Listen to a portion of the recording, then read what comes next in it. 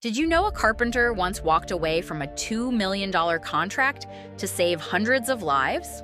Master carpenter James Mitchell was hired to build a 300-unit apartment complex in downtown Seattle. But halfway through construction, the developer demanded he use cheaper materials and skip critical structural supports. The building would house 300 families, but engineers later confirmed it would collapse within 5 years.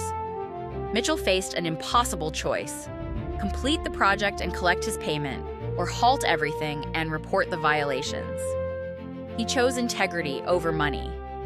Despite facing lawsuits from the developer's legal team, he contacted city building inspectors with evidence of the fraud.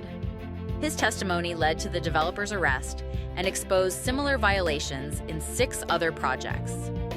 Multiple building collapses that would have killed dozens were prevented. The city recognized Mitchell as a hero and appointed him to the Building Safety Oversight Board. Ethical developers sought him out exclusively, valuing his reputation for integrity. One man's moral courage transformed him from contractor to the region's most trusted construction safety expert.